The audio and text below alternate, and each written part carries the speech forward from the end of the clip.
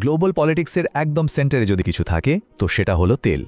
আর ঠিক এই তেলকে ঘিরেই এখন বিশ্বের সবচেয়ে বড় দুটো গণতন্ত্র আমেরিকা আর ভারত এক অদ্ভুত প্যাঁচালো সম্পর্কের মধ্যে জড়িয়ে গেছে। তো চলুন দেখি এই খেলার আসল চালটা কি। এই টেনশনের শুরুটা কিন্তু বেশ নাটকীয়, আর এর মূলে আছেন প্রাক্তন মার্কিন প্রেসিডেন্ট ডোনাল্ড ট্রাম্প, যিনি ভারতের তেল কেনা নিয়ে সরাসরি একটা হুমকি দিয়ে বসেছেন, আর সেখান থেকেই উত্তেজনার পারদ জড়তে শুরু করেছে। দেখুন, ট্রাম্পের এই কথাগুলো কিন্তু শুধু কথার কথা নয়, এটা আসলে ভারতের সার্বভৌমত্বের ওপর একটা সরাসরি চাপ। তিনি খোলাখুলেই বলে দিয়েছেন যে ভারত যে রাশিয়া থেকে সস্তায় তেল কিনছে সেটা আমেরিকার একদমই পছন্দ হচ্ছে না, মানে সোজা কথায় তাদের স্বার্থে লাগছে। কিন্তু এই যে রাজনৈতিক হুমকি, এর পেছনে কিন্তু একটা গভীর অর্থনৈতিক কারণও লুকিয়ে আছে। আর মজার ব্যাপার হলো সমস্যাটা আমেরিকার নিজের তেল শিল্পকেই নিয়ে, যা এই পুরো ব্যাপারটাকে আরও অনেক বেশি জটিল করে তুলেছে। ব্যাপারটা একটু বুঝিয়ে বলি।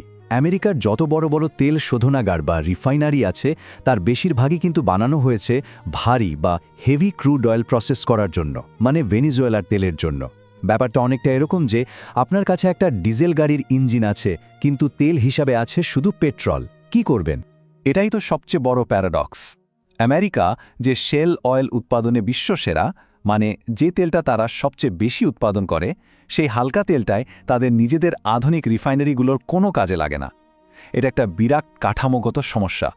তো এই সমস্যার একটা সমাধান ছিল, সেটা হলো ব্লেন্ডিং, মানে নিজেদের হালকা তেলের সাথে বিদেশ থেকে আনা ভারী তেল মিশিয়ে একটা ব্যবহারযোগ্য মিশ্রণ তৈরি করা। কিন্তু গোলমালটা হলো অন্য জায়গায়। এখন ভেনিজুয়েলার ভারী তেল আবার আমেরিকার বাজারে ঢুকছে, ফলে এই ব্লেন্ডিংয়ের দরকারটাই আর থাকছে না। আর এটা আমেরিকার শেল অয়েল কোম্পানিগুলোর জন্য একটা বিশাল দুঃসংবাদ। এর ফল কি হলো? আমেরিকার কাছে এখন নিজেদের তৈরি করা দামি শেল অয়েলের পাহাড় জমে গেছে, কিন্তু কেনার লোক নেই। এখন তাদের মরিয়া হয়ে এমন একটা বড় বাজার খুঁজে বের করতে হবে যে তাদের এই অতিরিক্ত তেলটা কিনবে, না হলে তাদের পুরো তেল শিল্পই কিন্তু একটা বড়সড় ধাক্কা খাবে। আর ঠিক এখানেই এন্ট্রি নিচ্ছে ভারত। আমেরিকার এই জমে থাকা তেলের জন্য ভারত হতে পারত একটা পারফেক্ট বাজার, কিন্তু ভারত সেই পথে না হেঁটে এমন একটা চাল দিয়েছে যা এই পুরো গ্লোবাল অয়েল গেমকে আরও অনেক বেশি ইন্টারেস্টিং করে তুলেছে। ভারতের তেল আমদানির একটা বিরাট অংশ, প্রায় ৩৫%, এখন আসছে রাশিয়া থেকে। এটা কিন্তু শুধু একটা সংখ্যা নয়, এটা ভারতের একটা খুব পরিষ্কার স্ট্র্যাটেজিক মুভ। তারা নিজেদের জাতীয় স্বার্থকেই সবার আগে রাখছে। রোজ ১.৮ মিলিয়ন ব্যারেল ভাবা যায়, এটা একটা বিশাল সংখ্যা। মানে ভারতের মোট তেল আমদানির ১/৩ চেয়েও বেশি। এর থেকে পরিষ্কার বোঝা যায় যে ভারত রাশিয়াকে জ্বালানির পার্টনার হিসেবে কতটা গুরুত্ব দিচ্ছে, আর তারা যে এই রাস্তা থেকে সরছে না সেটাও একদম স্পষ্ট। তো আমেরিকা যখন দেখছে যে কথা শুনে কাজ হচ্ছে না, তখন তারা তাদের সবচেয়ে বড় অস্ত্রটা বের করে, সেটা হলো ট্যারিফ, মানে আমদানি শুল্ক। কিন্তু প্রশ্ন হলো, ভারতের বিরুদ্ধে এই ট্যারিফের হুমকি কি আদৌ কোনো কাজে আসবে? আচ্ছা, চলুন একটু গভীরে গিয়ে দেখি এই হুমকির পেছনে আসল জোরটা কতটা। আমেরিকা কি সত্যি সত্যি ভারতের ওপর এমন শুল্ক চাপানোর মতো জায়গায় আছে যা ভারতের অর্থনীতিকে নাড়িয়ে দেবে? আসল গল্পটা হলো, আমেরিকা আর ভারতের অর্থনীতি একে অপরের সাথে এমনভাবে জড়িয়ে আছে যে চাইলেই কিছু করা যায় না। যেমন ধরুন, আমেরিকা যদি ভারতের ওষুধের ওপর ট্যারিফ বসায়, তাহলে তাদের নিজেদের হেলথ সিস্টেমই তো ভেঙে পড়বে, কারণ আমেরিকার জেনেরিক ওষুধের প্রায় অর্ধেকই ভারত থেকে যায়। আবার ধরুন ইলেকট্রনিক্স, ট্যারিফ বসালে অ্যাপেলের মতো বড় বড় আমেরিকান কোম্পানিগুলোরই তো লোকসান। মানে এটা একটা দুমুখো তলোয়ারের মতো, চালালে নিজের দিকেও লাগে। আর যে কয়েকটা সেক্টরে চাপ দেওয়া যেত, যেমন ধরুন টেক্সটাইল বা গয়না, সেখানে আমেরিকা কিন্তু অলরেডি প্রায় ৫০% ট্যারিফ বসিয়ে রেখেছে। মানে যা ক্ষতি করার তা হয়ে গেছে।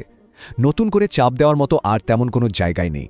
সোজা কথায় আমেরিকার তুন প্রায় খালি। তাহলে এখন প্রশ্ন হলো, এরপর কি?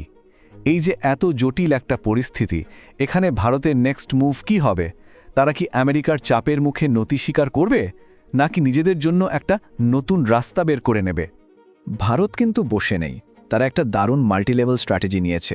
প্রথমত, তারা আমেরিকার উপর থেকে ট্রেড ডিপেন্ডেন্সি কমাচ্ছে, মানে অস্ট্রেলিয়া বা ইউএইর মতো নতুন পার্টনার খুঁজছে। দ্বিতীয়ত, তারা ভেনেজুয়েলার সস্তা তেল প্রসেস করার ক্ষমতাকে কাজে লাগাচ্ছে।